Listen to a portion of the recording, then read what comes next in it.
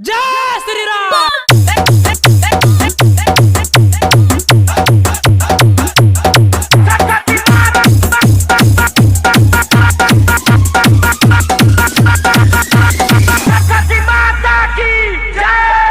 विवेक mixing की तरफ से सरस्वती पूजा की हार्दिक हार्दिक शुभकामनाएं।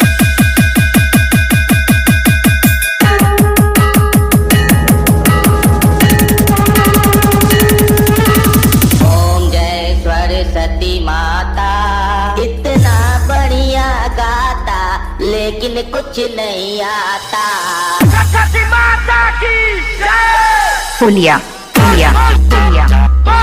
मंदिर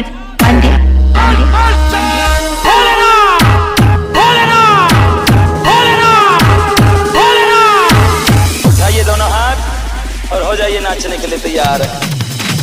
मिक्स मास्टर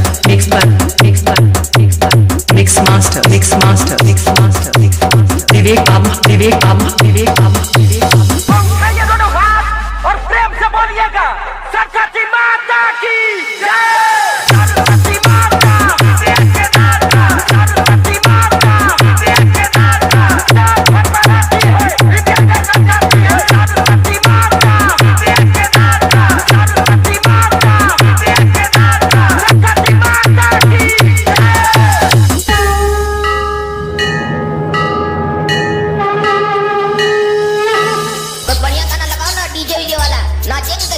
भगवान का गाना में तो प्रार्थना कर सकते हैं, नाच नहीं ना सकते हैं, नाचना है हमको। हाँ तो भगवान वाला गाना भी आता है ना जिसपे तुम आसानी से नाच सकता है, उसको अभी बजाते हैं। सरस्वती माता की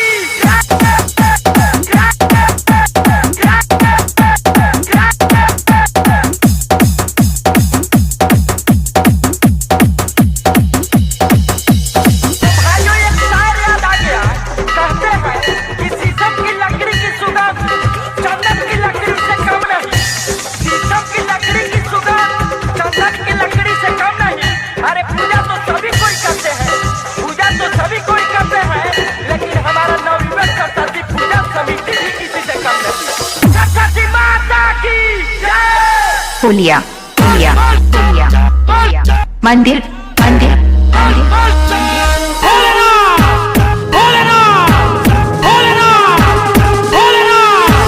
उठाइए दोनों हाथ और हो जाइए नाचने के लिए तैयार।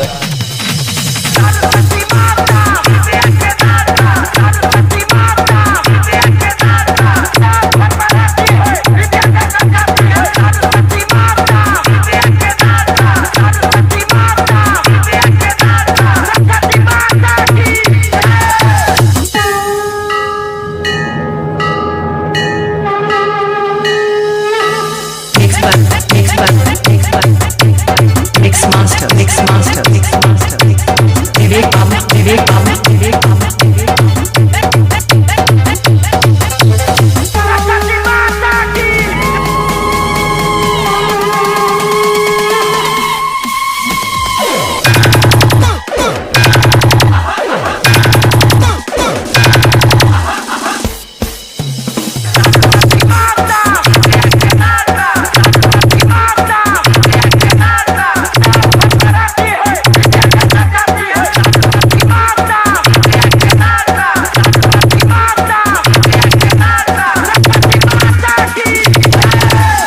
विवेक मिक्सिंग की तरफ से सरस्वती पूजा की हार्दिक हार्दिक शुभकामनाएं।